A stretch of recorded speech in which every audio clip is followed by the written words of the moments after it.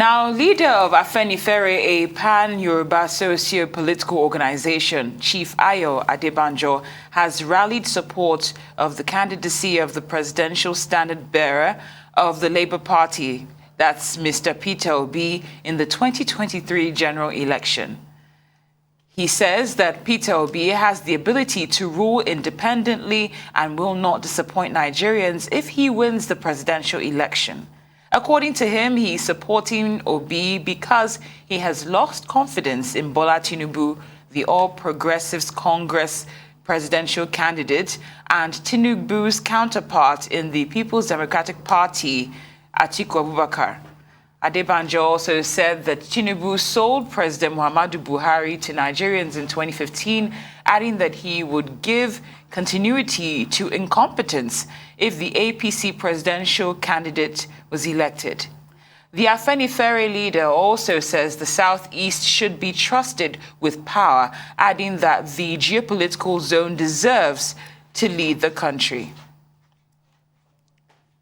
Joining us to discuss details of why Afenifere is supporting the Labour Party's presidential candidate, Peter Obi, is Chief Ayo Adebanjo and Arise News analyst Waziri Adio, who will be examining what Obi will be gaining from the endorsement. Great to have you both on Newsday. Thank you so much for joining us. Thank you very much. I'm happy to be here. Thank you. Nice to be here.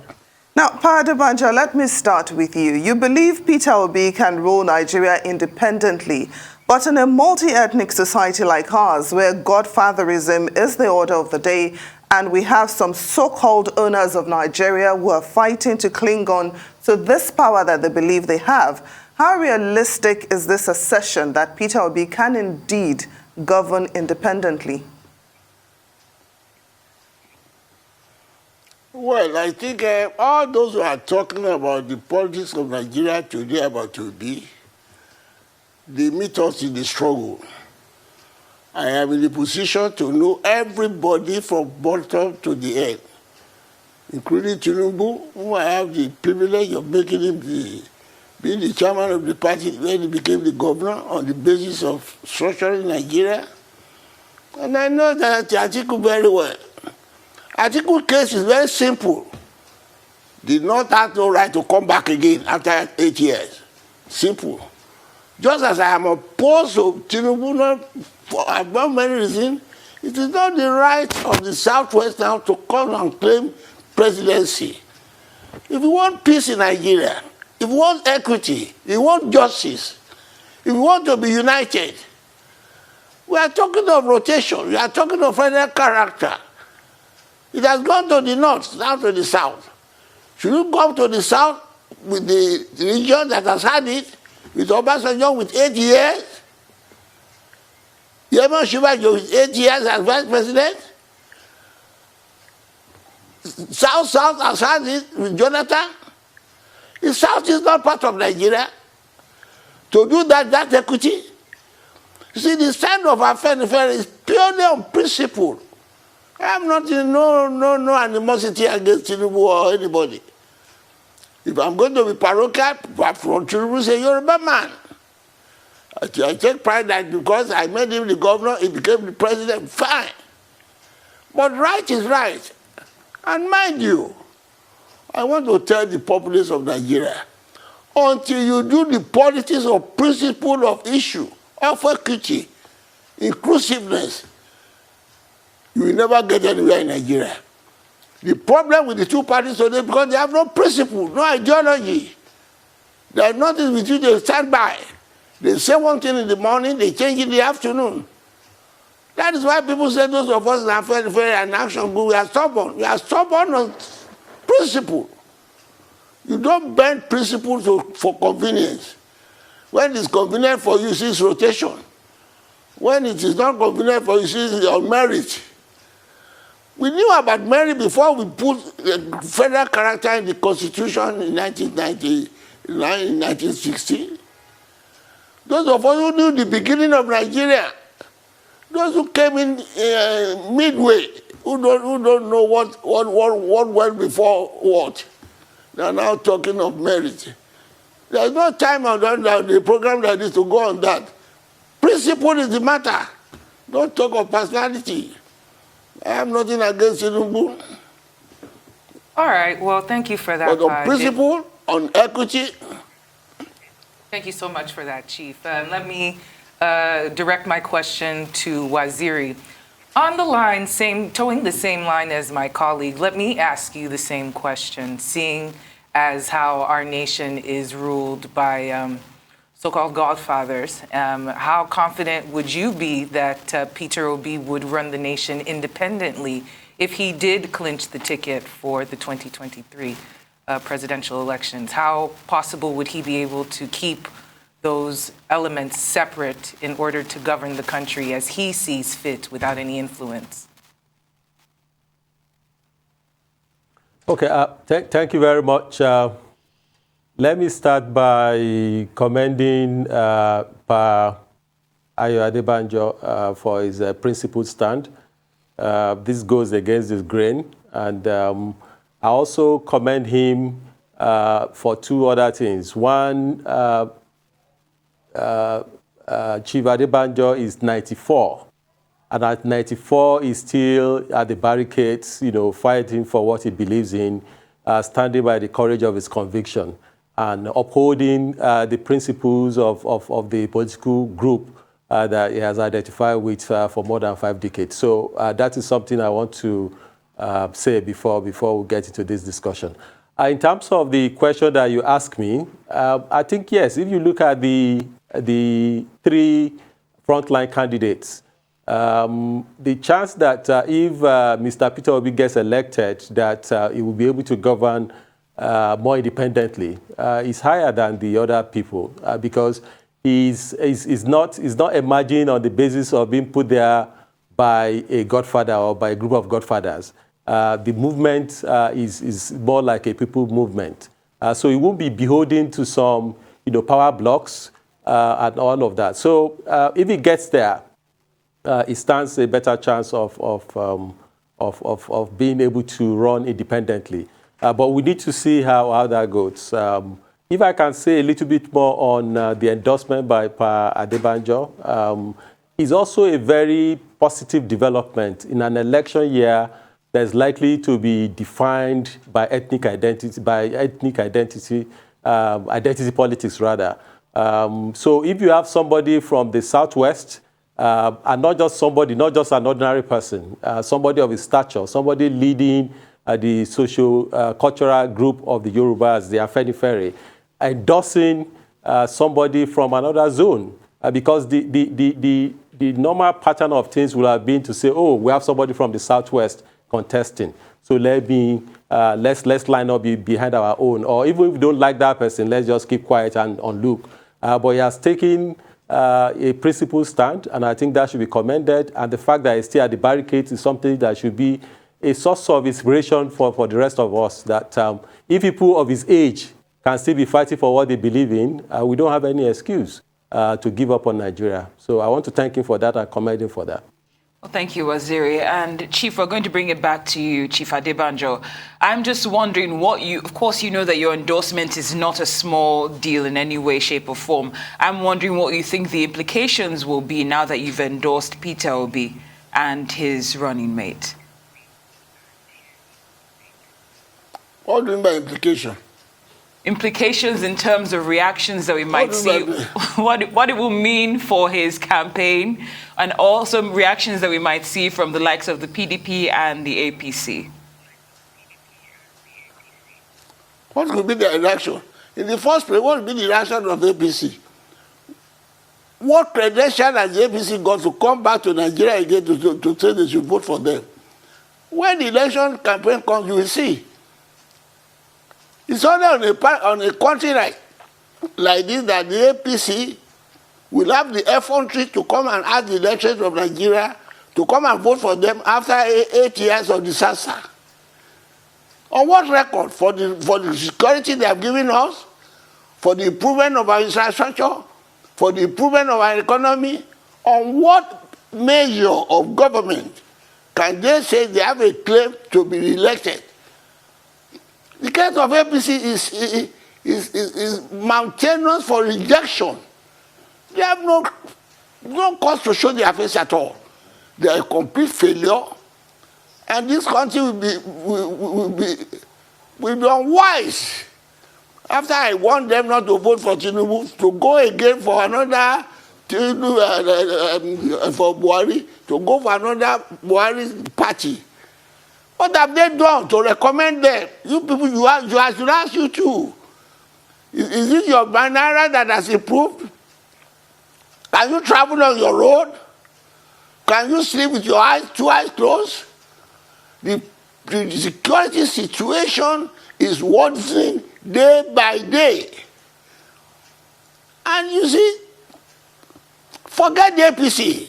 And I'm sure the election of Nigeria are intelligent enough. They can see where the shoe is pitching them. How can the market woman vote for the APC again if they are sensible, if they are not going to depend on naira and dollar? How much are they buying a bag of rice in 2015? How much are they buying it now? How much does it cost them to travel from here to Ibadan before? How much is it now? How much are they buying petrol in 2015? How much is it now? These are just the place on which you are going to join these parties. And as for PDP, I have told you that the candidate of PDP is not SATA. It's not equity. We are talking of equality in this country. We are talking of inclusiveness. What is the argument against Southeast to become this president when the Southwest has had their share? The South-South has had their share. The South is not part of Nigeria. This is a matter of principle. Don't bring sentiment. And my people from the Yoruba, I will tell you, when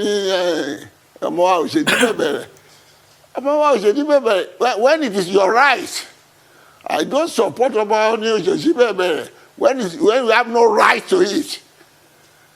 I am one of those who sought for the independence of this country on basis of equity, on the basis of inclusiveness, on the basis of progress, on the basis of peace. Anything that will cause disharmony, I am against it. Those who are talking now are just talking of policies of convenience, policies of dollar and naira. I'm not for that. I'm too old enough in this country until I go to my grave to be preaching disharmony. Any supporter of Igbo extraction to be president of Nigeria now, it's not their privilege, it's a constitutional right. If you want peace and quiet in this country. Well, Chief Adebanjo, thank you very much for that. Now, let me come to you, Waziri. Afenifere believes that the decision to support Peter Obi, just like Chief Adebanjo has said, is based on equity and fairness. But I'm wondering, will that be enough to quell the agitation of secessionist groups like IPOB and maybe MASOB? Okay, let me start with this. Just to go back to the question that you asked Chief Adebanjo, I think the implication of his endorsement is massive for Mr. Peter Obi himself, and I will explain a little bit. If the endorsement had come from the usual quarters, maybe from the youth, we know that Peter Obi is largely supported by young people, that would have been taken for granted. If it had come from his own region, let's say from the Ohanese Indigbo, it will also be taken for granted. But this is a major geopolitical group, socio-cultural group. There is also sometimes pitted as if, the Southeast and the Southwest are in competition. So for somebody, a leading voice in the Southwest, leading a major organization in the Southwest that carries a lot of weight, endorsing a candidate from the Southeast and arguing on the basis of fairness and equity is massive. And it's massive not just about what that can do to how people will vote in the Southwest. We can talk about that later. But also about the signaling effect. It has the power of third-party endorsement. It will carry more weight than if the endorsement had come from the the usual, quotas. So I think this is something that that is very impressive. There's a good development, and we should see how that goes all over the country. On the issue of quelling the agitations of IPOB and MASOB, you've not addressed that, please. Oh, okay, yes. You see, definitely, if Mr. Peter Obi gets elected, hopefully that would address the restiveness and the concerns about marginalization, and all of that. So it's also, it's something that will help, towards that direction. But if Mr. Peter Obi is not elected, despite all of this, we have concerns, we have reason to worry about what will happen after the election with IPOB, with unknown government, and other, such. Because, it's more like a reinforcement of the belief that maybe some people want to keep the people from the Southeast down, or they don't want them. So it's something that's really concerning. Whoever wins, in any case, we have a lot of work to do post the election. And for Chief Adebanjo, same question to you. You've been quite vocal about the state of insecurity in the country. I think even once calling on citizens to arm themselves and take matters into their own hands. With the nomination of Peter Obi and Mr. Baba Ahmed, would you think that it would quell the secessionist tendencies of both IPOB and MASOB? Do you think this is a positive, having Peter Obi as someone who's from Anambra State and is quite closely connected to the atrocities that have been happening down there? Very well. I'm happy you asked me that question. It's because of this shortage of time and lack of time that I try to cut my answer very short. All these things are interwoven on the Constitution that has been imposed on us. When you are not fair, when there's no equity, there's agitation. As a matter of fact, if you remember, I am not one of those who have so much faith in this election. I am an advocate of changing this Constitution first before you go to an election. There's too much of booby traps in an imposed Constitution made by a section of the country, which you president have not addressed. How can we be playing a game where our opponents draw the rules of the game? Those are all matters that, if I dwell on it, it takes the whole of your time. It is the lack of justice under this Constitution that is giving rise to agitation, be it IPOD, be it the Boho, be it to anybody. If there is no equity in any organization, there will be no peace. I have told Buhari times without number. He's negotiating with Boko Haram and all that. Those of us who say we want restructuring. He has not asked us why. Come around. Your fears are not justified. He pretends that he doesn't know what is happening. All we are saying is that if you are not taking us back to the Constitution we had at independence, which creates this question of equity among the federating units, which created the regions to develop according to their ethnic sensibilities, religion, culture, according to their space. That is the essence of federalism. That is the essence of restructuring. That is the essence of sovereign national government we are calling for federalism. When you don't do that, all these injustices come in. It is because of this Constitution, the power under it, that made Buhari confident to put all the security apparatus in Katsina. Not even the whole of the north. In a section of the country. All these injustices are possible under an unjust and fraudulent Constitution which we are operating. Which we are still operating under this election. To do these elections is just an amendment. It's to make a statement. to show you that it's not acceptable. To me, the elections have been boycotted. But the ambitious people will say they go there and then they say they have represented us. That's why we are making a statement to Obi. Obi is only the flag bearer of the people who are fed up with Buhari and the APC administration. And then those of us who are lining behind him to lead us to the goal we want in this country. He has the integrity, the education, the character, the antecedents to do all these things. And mind you, he's in a position to implement what Wing Commander Alaoumi, the report he gave to Buhari, which I refused to retake. He has given the name of those who are troubling us in this country, who are those who are behind Boko Haram.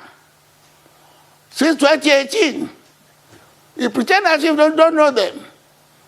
He said those who are behind us, those who are disturbing our security, they are in his cabinet, they are in parliament, they are in Senate, they are in Aso Rock. He said it on your program.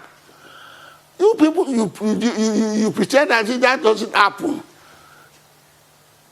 Presidency has not reacted to it. They have not denied that it's not correct. They have not denied why. And if Malami came out and told us, he has 200 names of those who are behind Boko Haram. Has he published them to today? And when even El Rufai said the tragedy of trade between Kaduna and Buhari ought not to have happened, because the security people know where these people are and they have discussion with them. They have not shut him up. They have not reacted. So the problem is, an author came out and accused the president of the country of collusion with those who are giving us insecurity in the country. No reaction. What a country. What a pity. But for the fact that I have children and grandchildren, one should give up for Nigeria. I'm only sorry for people like you who are interviewing me. It's your affair, not my affair. I'm a candidate for the grave. But I must talk for the eternity, for you to know that those who are ruling you are the instrument of your oppression.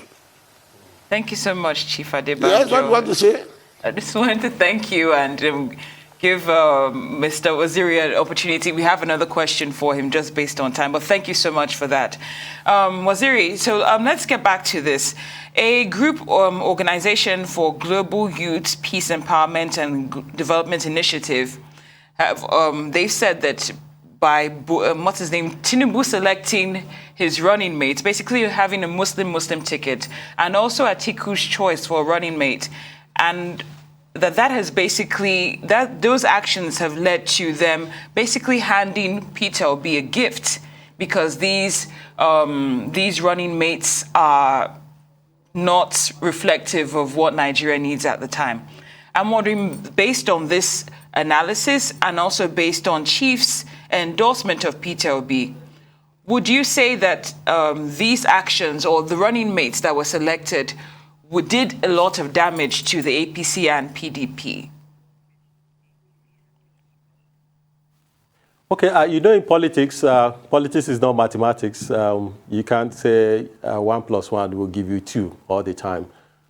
So, you know, we need to acknowledge what is going on and try to see what the implications will be. Definitely, there are some issues within the two leading parties. The Muslim ticket is causing a lot of uproar, you know, not just in the larger populace, but also within the APC itself.